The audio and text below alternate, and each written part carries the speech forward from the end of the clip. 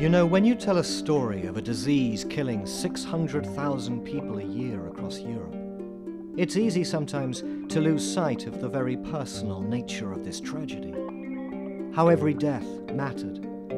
Every casualty was someone's son, daughter, mother, father, husband, wife.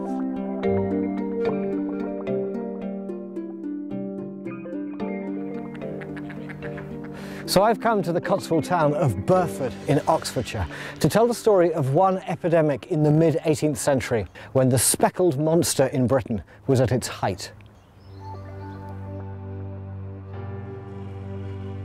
It's a beautiful market town, this, and yet exactly the sort of place that was most at risk from smallpox. Why? Because it was rural, remote, cut off. And so, a bit like the Native Americans in the New World, immunity levels were low. When the disease hit, it hit hard. Okay, so 1758, the year of the Great Burford epidemic. We don't exactly know how smallpox arrived here in the town. It might have been brought by an infected traveller staying the night at a coaching inn. We're on the main road from Oxford to Cheltenham, and this, of course, was the great age of improvement in road building, the era of the stagecoach. And there's another theory, that the virus might have been brought here in a bundle of rags delivered to a local mill used for the manufacture of paper.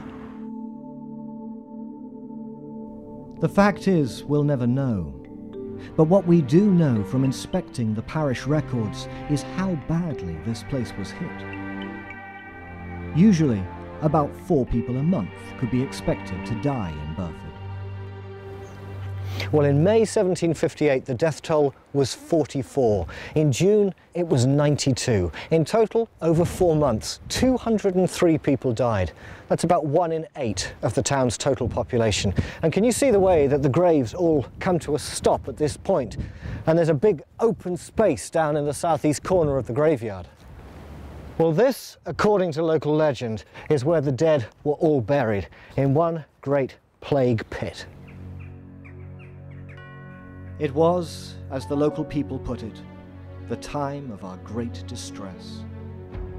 And it affected not just those killed, but those that lived on, as the tragic story of one Burford woman illustrates. Jane Keylock was the wife of a mill owner, Henry Keylock. He died in the epidemic. She survived and was left to run the mill all by herself and to look after their 11 children, all of whom amazingly survived. She's listed in the records receiving 10 shillings from the parish overseers for the use of her mills in the cleansing of beds and blankets in the clean-up operation in the months that followed. But clearly she just couldn't cope, looking after all those kids by herself, running the mill, and she took her own life. She hanged herself.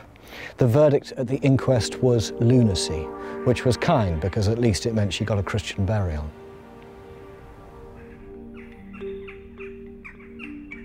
It's just a small tragedy, buried in the footnotes of history.